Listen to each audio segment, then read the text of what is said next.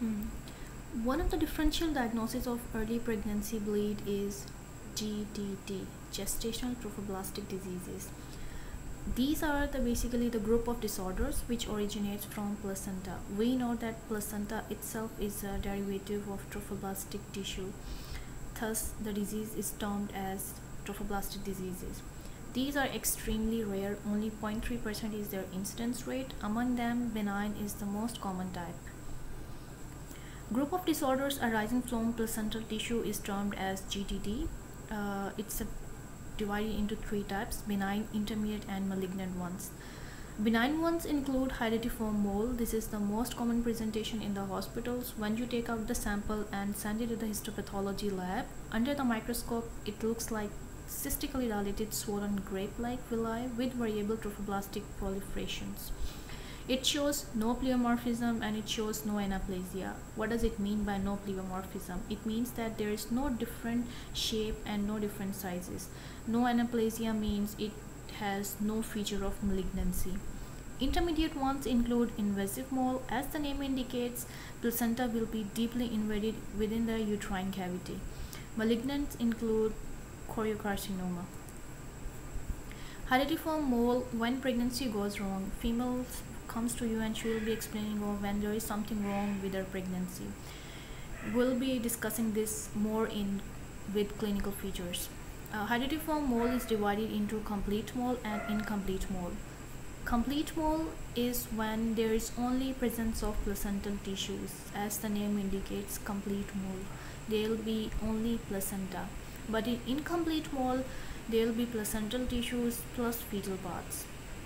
Now, what results into complete mole is when a sperm fertilizes an empty ovum, it results into complete mole. Normally, when a sperm fertilizes an ovum, it results into a normal pregnancy. But in case if the sperm fertilizes with the ovum which is already empty, it results into complete mole. Now, what does it mean by empty ovum? It means the ovum has already released its egg. Now it's empty, the sperm will fertilize it and it results into complete mole. Whereas in case of incomplete mole, when two sperms simultaneously fertilizes a single egg, then it results into incomplete mole. Now, the number of chromosomes are important from exams point of view. They might ask that what will be the chromosomal presentation of complete mole and incomplete mole. So do remember that in case of complete mole, you will see 46 XX and XY. In case of incomplete mole, you will see 69 XS and XY. Risk factors at young age and at elderly age: past history of miscarriages, artificial reproductive techniques may include test tube babies, smoking, and these are the risk factors. Clinical features are high yield. These are very important. If you do not remember the definitions of complete and incomplete mole, doesn't matter, but do remember the clinical features, because these are the things which will lead to the diagnosis of these diseases. Clinical features. Now see that now it's already decided that if you have to label the patient for a case of gestation trophoblastic disease, do remember the presentation will be always less than 24 weeks of pregnancy. Now pause the video and recall that what are the other differential diagnoses of pervaginal bleed at 24 weeks of pregnancy. Can you recall ectopic pregnancy? Can you recall the abortions? Yes, you are right. There are three differential diagnoses of early pregnancy bleed. The first one includes ectopic pregnancy, second one is abortion, and the third one is GTD, which means gestational trophoblastic diseases. Patient will come with pervaginal bleed and there will be a passage of vesicles which looks like frog ponds, like frog's feet. Now patient will be complaining of there's something wrong with my pregnancy. Now why? That see, normally in pregnancy there is a gain of weight, almost 12 kg of weight a female gains in pregnancy. But what happens with gestation trophoblastic disease is that despite gaining the weight, female will keep on losing her weight. So this is why she will say that there is something wrong with her pregnancy. Instead of gaining weight, she'll continuously losing her weight. Now what's the reason that why she is losing her weight? That's because she is having continuous nausea and vomiting, which is termed as hyperemesis gravidarum. Because of increased placental tissue and increased beta-HCG levels, there will be increased nausea and vomiting. So despite of gaining weight, she will be complaining of weight loss. When you do general physical examination, you will see that uterus is larger than from its date. Now, can you recall that in abortion we have studied that there is a one type of abortion in which uterus is smaller from its dates. These two are opposite from one another. That's missed abortion. In case of missed abortion, you will see that the uterus is smaller than from its dates, and there are regression of symptoms of pregnancy. Whereas in case of gestation trophoblastic disease, these are two opposite things. In GTD, the pregnancy symptoms will get worse by increased nausea and vomiting, by continuous increase in abdominal distension, because the uterus is already larger from its dates. And when you go for ultrasonography, you will see that the classical presentation will be snow storm appearance. This is very important from exams point of view. Complications of hydatidiform mole. It may include local and systemic. The local include hemorrhage, uterine perforations, peritonitis. If you haven't treated this on time, it can lead to even the death of the patient. Among systemic, it includes toxemia of pregnancy. Toxemia of pregnancy includes preeclampsia and eclampsia. Preeclampsia and eclampsia itself is a risk factor for DIC. Now, what happens that when the BP increases, it affects the vasculatures of the body and mainly the lungs. If it affects the lungs vasculature, it can lead to acute respiratory distress syndrome. Now, why whenever there is hydatidiform mole, females present with hyperthyroidism? There is a conceptual theory behind that whenever females comes with hydatidiform mole, she'll also complaining of hyperthyroidism. Symptoms of hyperthyroidism are also correlated with hydatidiform mole. Now, what happens is whenever beta-HCG levels increases, alpha-HCG levels also increases. We know that the HCG have two subunits, alpha subunit and beta subunit. Beta subunit is more specific for pregnancy test, whereas alpha HCG is not. Why? Because alpha HCG is resembles with our other hormones of the body as well. For example, TSH, pituitary hormones, it also resembles with FSH and LH.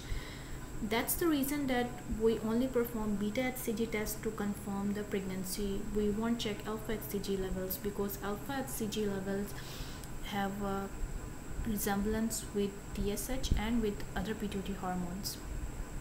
Now, what exactly happens that whenever the beta HCG levels increases, alpha HCG levels also increases. So in this gestation trophoblastic disease, there is abnormal increased number of HCG levels, alpha and beta as well. When there is abnormal level of alpha HCG level increases dramatically, it resembles the TSH. So it start working on TSH, alpha HCG will start working on TSH receptors, which results into hyperthyroidism. Now, why it results into the ovarian cyst? It's also the same. The alpha HCG resembles FSH and LH levels. So it start working on the ovaries, which results into the development of ovarian cyst. That's all from complication section. Treatment.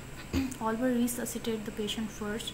If it's less than 16 weeks, then go for suction and curettage method. If it's more than induce labor. If fails, then go for hysterectomy. Outcome: 90% cases treatment is successful, 10% is unsuccessful. Because it's if invasive mole, then it may results into 77% of the time it results into invasive mole, and 3% it results into choriocarcinoma. Okay, if you do not remember anything from this section, then at least do remember the follow-up. This is very high yield. Most of the time in PMDC you are being tested on the treatment options, so do remember these slides. Nobody will going to ask you the definition of hydatidiform mole their risk factors, their definitions. But yes, this follow-up is very very important. If you do not remember anything from these slides, then at least do remember this slide. Now you have to follow up the patient. This is strictly followed up, because if you do not check the beta HCG levels continuously, then it may result into carcinoma. Check beta HCG levels for 2 weeks until it becomes undetectable.